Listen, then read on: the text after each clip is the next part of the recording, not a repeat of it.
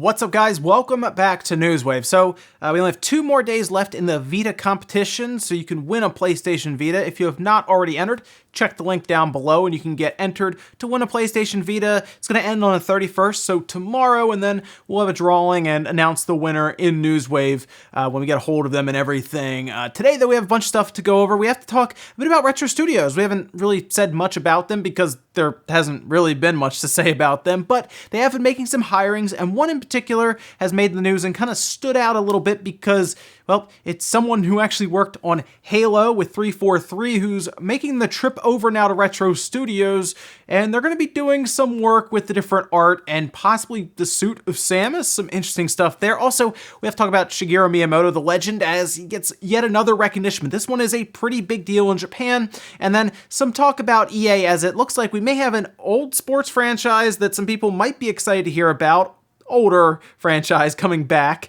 and then a little bit about their financial calls and the direction of EA going forward. As always, guys, enjoy these videos. Make sure the like button, it does help out, and get subscribed so you can stay updated on all the gaming news going on in the gaming world. And we're going to start today with EA and Steam. So maybe you don't like to have to download Origin and use Origin, another launcher and everything. Maybe you just want to use Steam, but there might be an EA game you want to play, right? Well, it looks like now EA is returning to Steam. That's right, and they're going to be starting with Jedi Fallen Order, and this is going to be the first game from EA coming back to Steam since 2011. So that's a big deal, right, for PC gamers, because a lot of people don't necessarily like Origin. I think some people are okay with it, and maybe they put up with it. But if you ask anyone on PC, they'd rather have everything in one library. And for the most part, Steam appears to be the one that everyone will pretty much agree on using, but it looks like EA is going to be returning games kind of gradually. Basically, if you've bought anything on Origin, it won't be available immediately on Steam, and it doesn't seem like they're going to treat them as the same environment, or the same ecosystem, I should say. So if you've bought something on Origin, you'll have to buy it again on Steam, but it's good to see a big game like Jedi the Fallen Order that EA has some fairly high expectations for. They're looking to sell 6 to 8 million copies of this game by March of 2020. It's probably a good idea to at least get it on Steam as well, since I don't think Origin is going to be holding that game up as much as Steam would. It actually has a chance now. Also, we'll stick with EA with this tweet right here that talks a bit about NBA Live. Daniel Ahmed tweeted out during the EA conference call that NBA Live 20 will not ship. NBA Live is being redesigned for a new project. More details next year. Sounds like could be a next-gen game based on what was said. So, okay, I'm not surprised. Is anyone surprised that NBA Live 20 isn't coming out this year? I mean, it's almost November, right? The game would have to be out by now, but interesting to hear that it's being redesigned. It could end up being just literally called NBA Live and be just a long-term games as a service game that most of us would prefer just have a sports title that gets updated every year rather than have to buy a new one every single year. But I guess that seems to work for EA with other things. But maybe they don't want to go the same route that 2K continues to go, which is more simulation. Maybe they go back and do NBA Street, or that might just be wishful thinking from me. That would be really cool, because NBA Live really hasn't been much to pay attention to over the past couple of years. NBA Street, however, I could get in with that. Oh, and we have some news out of Sony that has nothing to do with PlayStation 5 or Last of Us Part 2 or anything like that. PlayStation Vue. This might be the first time you've heard of it, but it's actually shutting down in January. PlayStation Vue was kind of their live TV service that you could get, and a lot of people would use it. Okay, a few people would use it on their PlayStation to watch live TV rather than subscribe to cable like Comcast or Verizon or anything.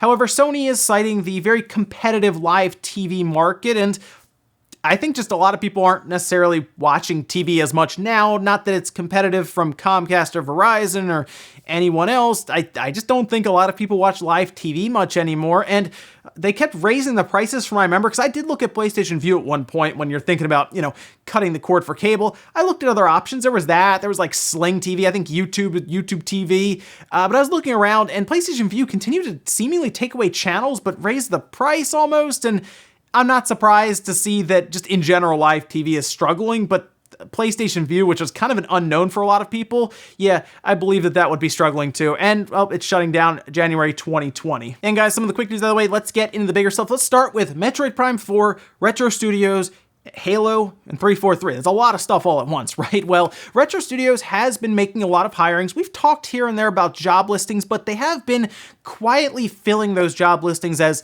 I think it's pretty clear that they are ramping up heavily to get Metroid Prime 4 going and get that done. Although I think it's still going to be a couple of years before it's actually out to us.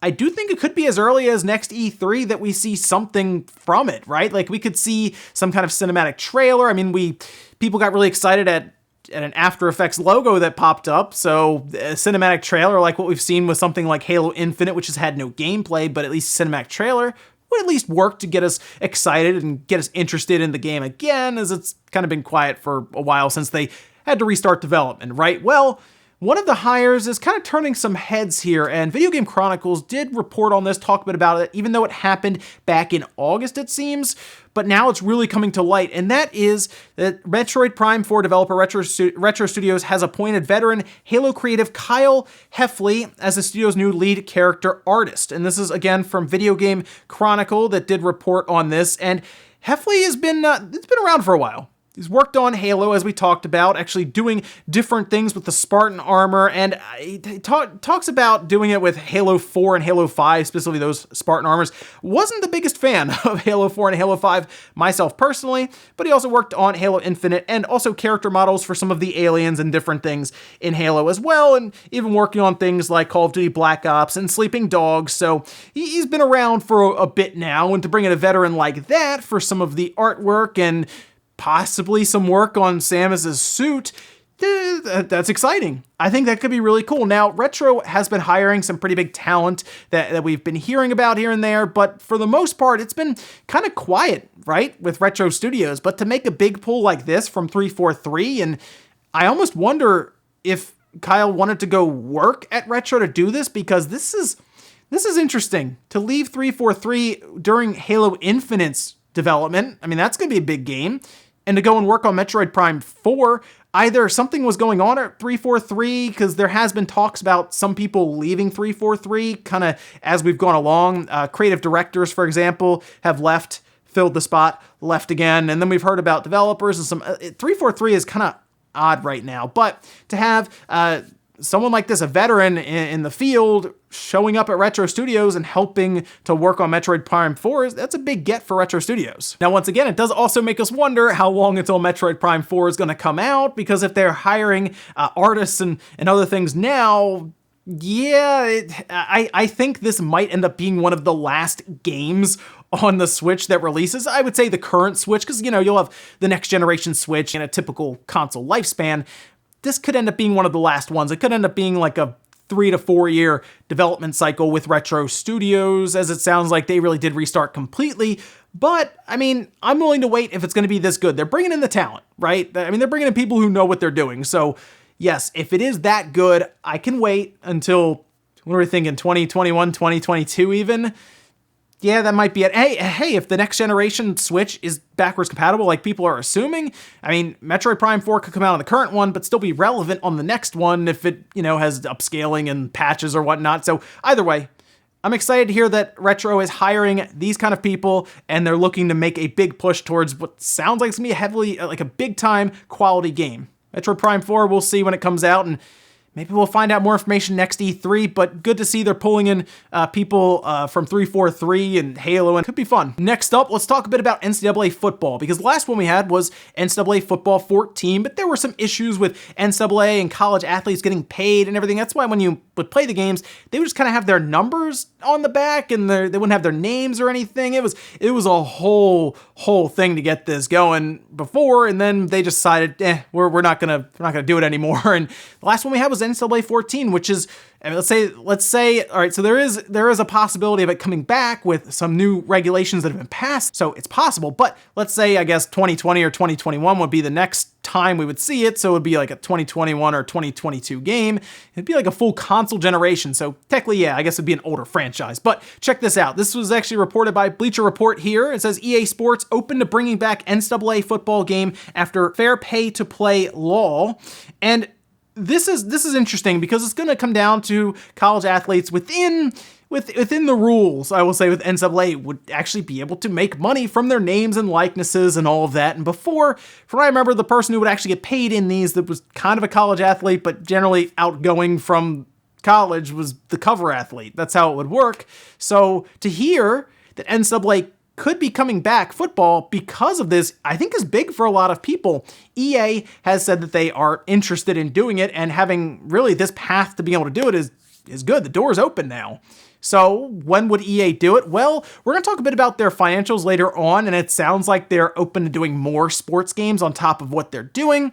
Keep in mind, though, that means that NCAA football would probably follow the same path as Madden now and FIFA and any of those where, yeah, microtransactions, all of that stuff. But for people who have been wanting another college football video game, you might be in luck. And this is from Andrew Wilson, who was talking to the Wall Street Journal last week, saying, "Our position is we would love to build a game. If there's a world where the folks who govern these things are able to solve for how to pay players for the use of their name and likenesses and stats and data, we would jump at the opportunity to build a game in a heartbeat." So I'm sure there's still some more things to work out when it comes to paying players and all this other stuff, but it sounds like they're at least getting things started, getting things in motion, which means we might hear some news in the next, I would say, year or two about NCAA football coming back to video games. Next up, let's talk about Shigeru Miyamoto, the legend, of course. Looks like he's getting a pretty big recognition in Japan. I mean, this is a big deal, I would say, for him as one of the first video game creator to receive this award. And there were a ton of reports for it. Here's one from Crunchyroll, for example. It talks about the Person of Cultural Merit. It's awarded to people by the Japanese government who have made great cultural contributions to Japan and is one of the highest honors a creator can receive in Japan. And the 2019 ceremony will be held in a hotel in Tokyo on November 5th. And Miyamoto already talked a bit about this award, and obviously he's very excited about it and all of that, but he also talked about how he's not retiring anytime soon. Now, as far as I could tell, he's been working with the theme park that's currently in development, so he's been pretty tied up there, and he still has some creative input, but for the most part, it sounds like he stepped back a little bit to the point where, I mean, he's in his mid-60s. He's 66 right now, so he's getting up there in age, and at that point, yeah, you probably gotta take it easy a bit, you don't have to be all over the place, flying everywhere back and forth, or spending 10, 12, 13 hours working constantly. You don't have to be doing all of that. This is a really big deal, though, because it is the first video game creator to get this award, and it is a big recognition in Japan. So is it surprising to see Miyamoto get this award? Probably not. I mean, he's made a massive impact on just, in general, just pop culture, video games, entertainment field. I mean, he brought us Mario and Zelda, Donkey Kong. I mean, come on, that's some big stuff there. So it's really cool to see, and I'm also glad to hear, okay, that he's not retiring anytime soon, because while I'm sure it would be great for him to retire and ride off into the sunset, it seems like, according to him anyway, he still has quite a bit to give as he wants to keep trying new things and introduce different stuff to video games in general. So pretty cool, as long as he takes it easy, right? Just let him spend some time, maybe a couple days a week, go to work and everything. Just, take your time and relax, and I'm sure we'll have some pretty cool stuff still to come from him at Nintendo. And in our last bit of news, we're talking a bit about EA. EA, of course, has been very heavy in the news today because they've had a ton of stuff that came out, whether it was around NCAA football or their financial reports or NBA Live being pretty much canceled. A lot of stuff is happening because there was a lot of reports from them coming out. And one of the biggest things is that they will be doubling down heavily on live services, and a lot of that has to do with how well it performed for them over the second quarter. So let's take a look here. This was all stuff that they reported on their own earnings pages. Number of FIFA Ultimate Team unique players increased 22% year over year. Number of Madden Ultimate Team unique players increased 19%. Apex Legends has had 70 million players life to date. However, that is a free-to-play game. Keep that in mind. Sims 4 monthly average players are up more than 40% year on year. And from the press release they put out, the strong results this quarter illustrate the power of our live services and our core franchises. Strength in Ultimate Team, The Sims 4, and FIFA Online drove live services performance above our expectations. Looking ahead, we are doubling down on live services combined with our core franchises. We're investing in games that people play for longer and engage with much more deeply. This focus will continue to drive growth and profitability for the company through the remainder of this year and beyond. And yes, live services, for EA anyway, are here to stay. In fact, it sounds like they're going to be intertwining that with like everything, which is why I'm still surprised that Star Wars Jedi: The Fallen Order exists, and I'm still having a hard time believing that it's not going to have something crazy like loot boxes or microtransactions or cosmetics somehow put in there. It's going to be a miracle if that comes out and none of that ever happens to it. So I'm always going to keep that in mind around that game. But yeah, it sounds like EA is not really in the business of just straight single player. It has to always have something because, I mean, let's face it, it's making them a ton of money. That's what they're designed to do as a business. And until people stop logging in and playing them and buying them and spending the money in these games, they will exist. And I'm actually surprised, to be honest, that EA still has not struggled as much with live services. We just saw Ubisoft struggle badly, but I guess that's the difference between something like Ghost Recon, The Division, Watch Dogs, Assassin's Creed, compared to all of the sports games, right? Sports games, people are used to it at this point, and that's why the yearly number's on there. They do it every year. You know, FIFA Ultimate Team exists and gets restarted every year. It's just people have been conditioned to do it at this point, and hey, it's worked out for EA, at least so far for them. Live services are rolling along and working, but what happens if those loot boxes come out of FIFA? That's going to be the big question mark if it does happen. And we'll finish up with the comment of the day as you're seeing here. This is from Laylo and Smash saying, I've never played a Bethesda game. I'm amazed watching this channel for years how they went from being so highly regarded by most in Spawn Wave to being so lamented. Interesting and kind of sad. Oh well. Yeah, Bethesda was beloved because they had some awesome games, whether it's Fallout or, well, Fallout, like think of like Fallout 3 and Skyrim, right? And we were just looking at Elder Scrolls Oblivion, and they came out with Doom 2016. I mean, they were really, really hitting on all cylinders, and it was great.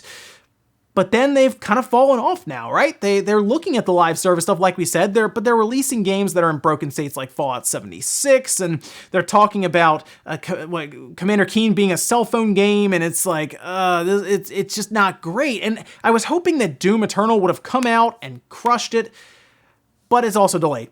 So yeah, it's a massive fall from grace. Maybe next generation, they can turn it around. And guys, that's gonna do it here for Newswave. If you enjoyed this video, hit the like button, really helps out. If not, hit the dislike. Leave comments down below about everything we talked about today, whether it was the Halo artist who's actually now working at Retro Studios. What do you think about Kyle moving over to Retro Studios? And what do you think he's gonna bring to the studio there with generally his fairly large background when it comes to working in the video game industry? Also, what do you think about Shigeru Miyamoto getting a massive recognition in Japan? And then what about EA doubling down on their live services? You think it's the right strategy going forward, or you think eventually they're going to run into some issues and people are just going to run out of time when it comes to these live services? Thanks guys for watching, and I'll see you next time.